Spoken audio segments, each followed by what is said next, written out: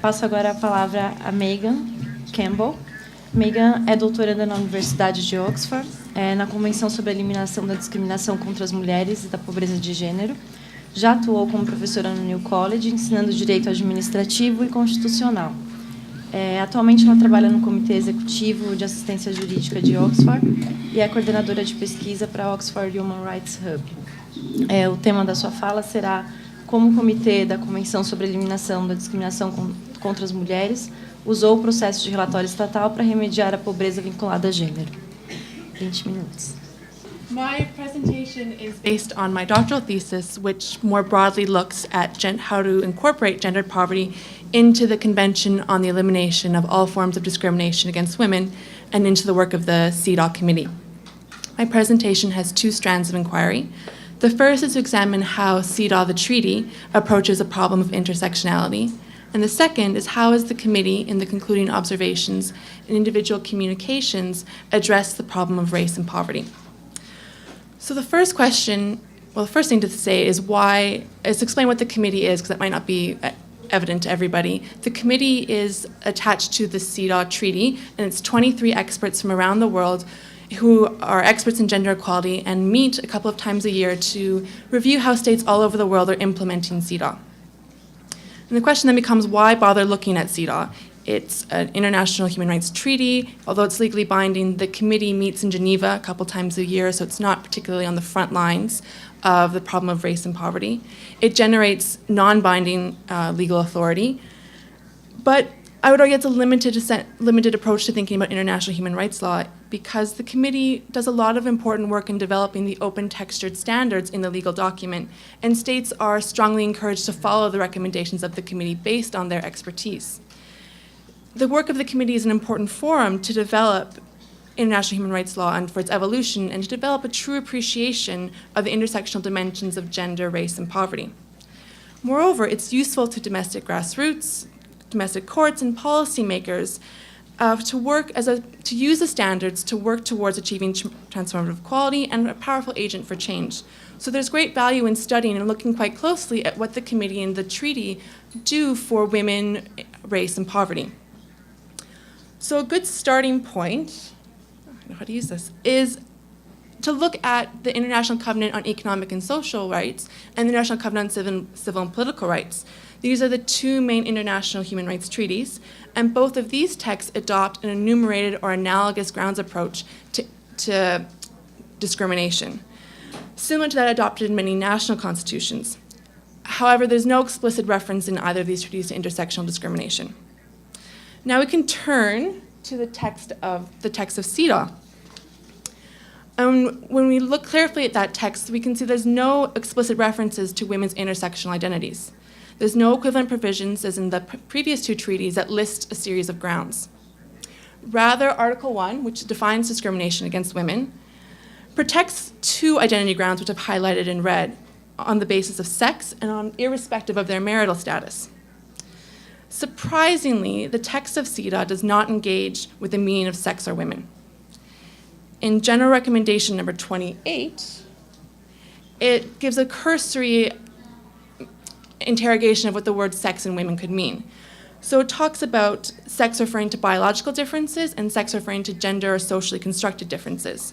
And it concludes that both types of distinctions, sex-based and gender-based distinctions, are included in the definition of discrimination against women. But that's about the extent of the committee's explicit engagement with the term sex or women, and there's been no engagement with the meaning of marital status. So turning back to the text of CEDAW, we can see that there are a couple other identity grounds that are protected in the treaty. Article 4.2 and Article 11.2 offer specific protection on the basis of pregnancy and motherhood, and Article 9 prohibits discrimination on the basis of nationality. But again, there's no reference in the text to experiencing discrimination for women on the basis of race, religion, migrant status, sexual orientation, or poverty.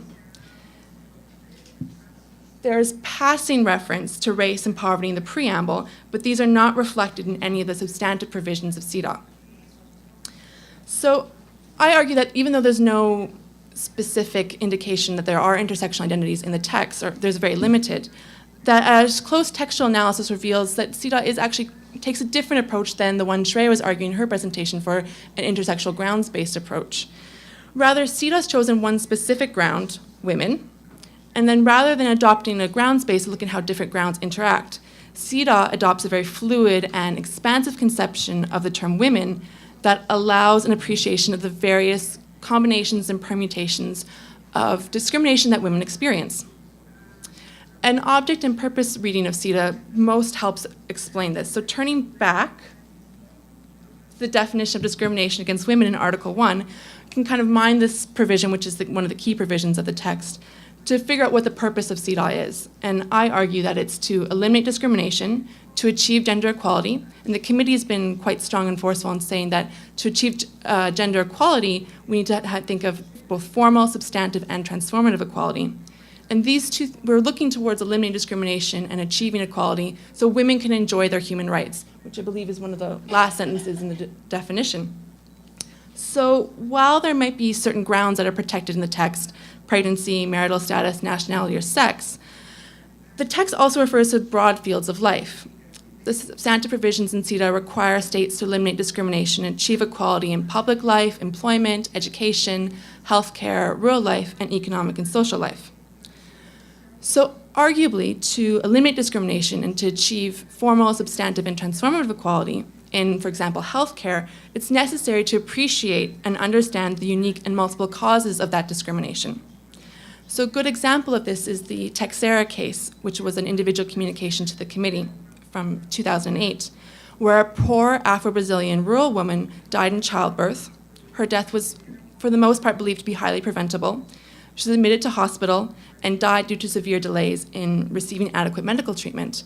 And to understand her disadvantage and to propose remedies to ensure other women don't suffer the same disadvantage, it's necessary to trace all the causes that perpetrated and contributed to her disadvantage, her poverty, her race, and her rural status. So it's important that the committee be sensitive to this when they're thinking about evaluating claims and how to effectively implement CEDAW and to ensure women enjoy their human rights. However, the committee in its work has rarely drawn on intersectionality theory in a coherent and consistent way. And Beth talked a little bit about this in her presentation yesterday. The committee uses a couple of different ways to explain it, and it doesn't really interrogate it in a way that someone like Shreya would probably require of them. So it talks, and it's been limited to 2 general recommendations, and there's a fleeting reference in some of the other ones. So the committee explains that women experience multiple forms of discrimination, which compounds their experience, which, as Shreya explained earlier, somehow implies that mathematically it's worse or greater disadvantage if you experience it on more than one axis. It further stresses, I believe in the next one, about how it's the unique form of intersectional discrimination, that there's something different about the discrimination when it has one or more different causes. And it emphasizes that discrimination based on sex and gender is inherently linked to other forms of discrimination. So essentially, the committee is arguing that if women interact with different identities and experiences, that CEDAW can and should be responsive to these new and unique forms of discrimination. And in the concluding observations and individual communications, the committee's adopted a very fluid approach. It will refer to identities and experiences that are not commonly referred to as or thought of as grounds in national or even other international documents. So talk about women in prisons, girls on the street, albinos, in a way that you don't see in other national constitutions. So CEDAW, the committee is not limiting itself to recognized grounds. Rather, I would argue, it looks at 2 things. If women experience discrimination in relation to cross-cutting themes that affect the enjoyment of the substantive provisions, education, healthcare, employment, the committee argues that the state should be responsive to these cross-cutting themes, such as violence, armed conflict, or poverty, without truly recognizing these as grounds.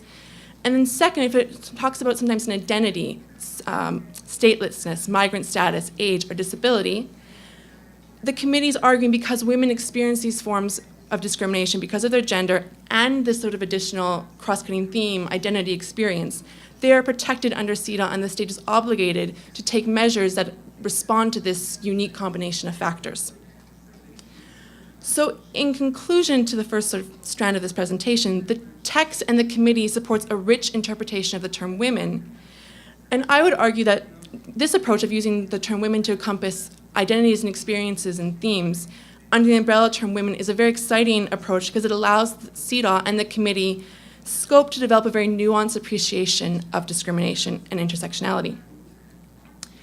So the second part of my presentation now moves to examine how the committee has used this fluid interpretation in the concluding observations and individual communications to incorporate and make recommendations on women, gender, and poverty, and race.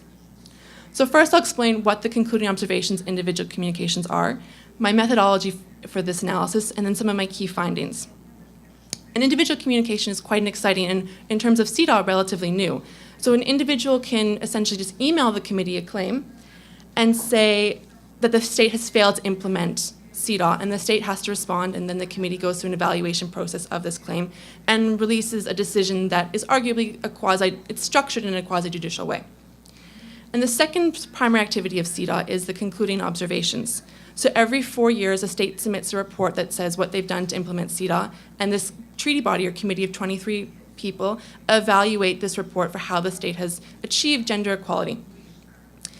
This report will highlight good things the state has done, but more importantly, it points out areas of concern and makes recommendations on best practices the state should be thinking about and considering and is encouraged to adopt to achieve transformative gender equality. So, I'll maybe just move the slide. In total, there are about 1,200 concluding observations, which is quite a lot to try to study, so in my analysis and my thesis, I made a selection. And for my analysis, I've chosen 12 states using 4 criteria. Regular reporting under the committee to be able to track if there's been any evolution in the committee's thinking on race, gender, and poverty.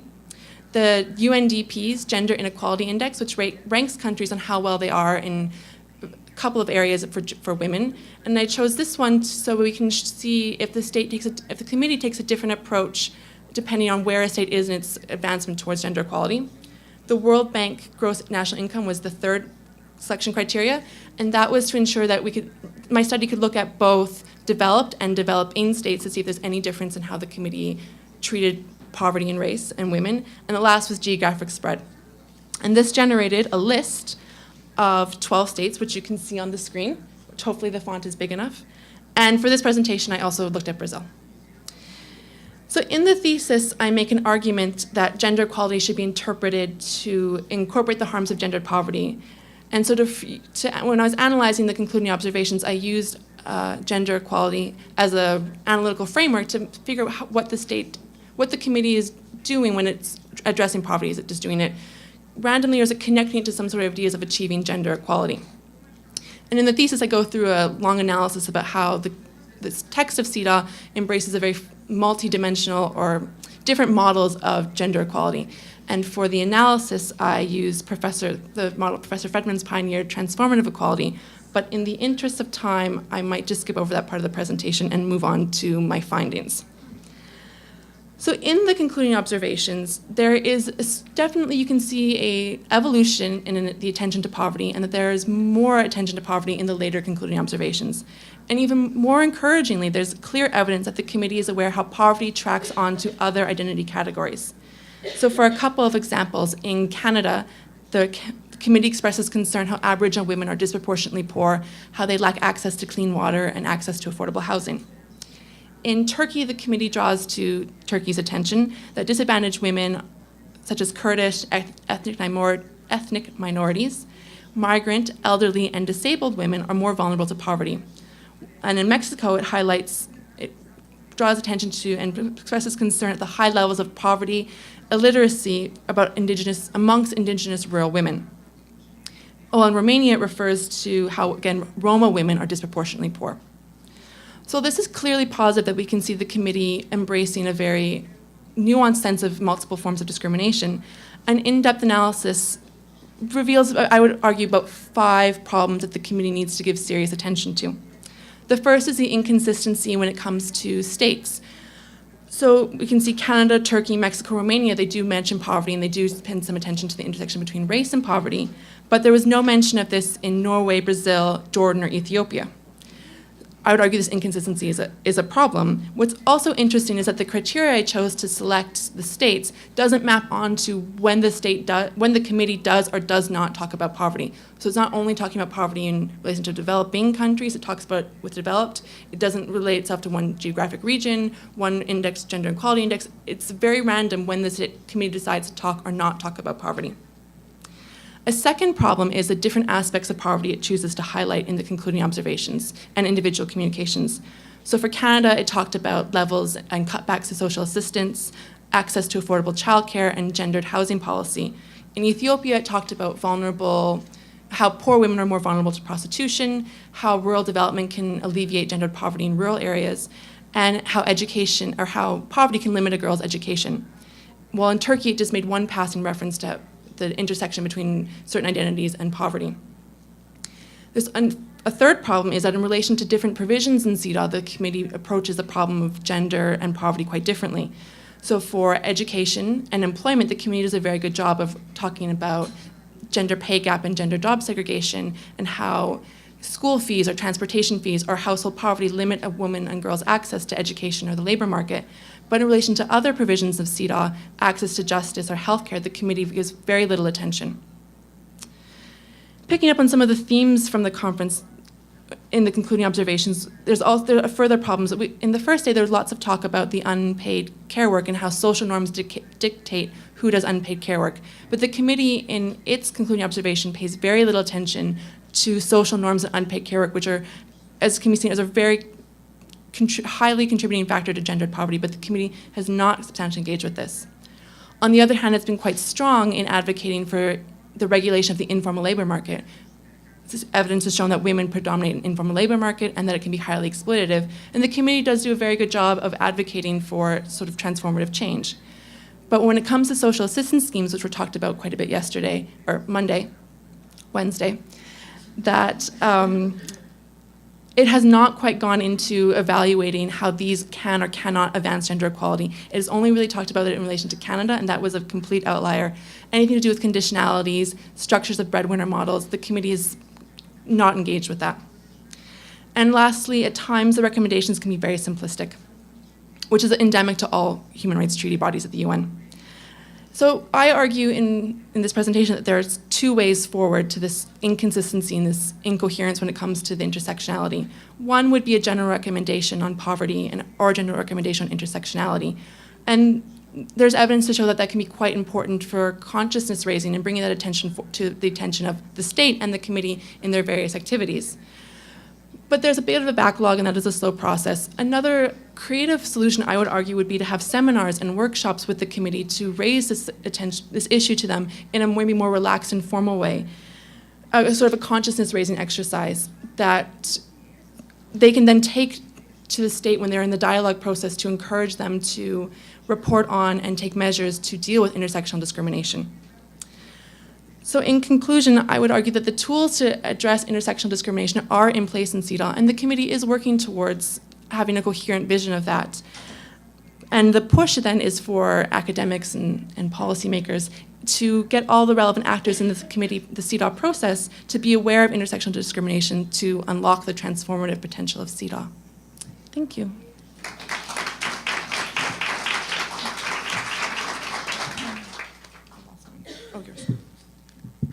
Bom, eu agradeço as quatro expositoras. Na verdade, eu acho que as falas guardam uma relação, acho que elas têm um ponto em comum, que é o desafio, né? A gente já tem um diagnóstico de que marcadores importam e de que, enfim, a gente já tem a criação do conceito, mas o grande desafio está na aplicação e na implementação. E a gente vê, então, uma dificuldade, como a Sheia colocou na sua fala, né, nas escolhas, né, no modo de decidir. A gente vê o conceito incorporado em documentos oficiais internacionais, mas com alguns problemas na interpretação e na formulação também. Então, acho que o que fica para o debate é pensar, na verdade, o que o conceito coloca enquanto desafio, né? Tanto não só para órgãos estatais, não só para quem formula políticas públicas e para quem implementa, mas também para nós, enquanto sociedade civil, enquanto acadêmicos, enfim. Acho que é isso que um pouco que se coloca.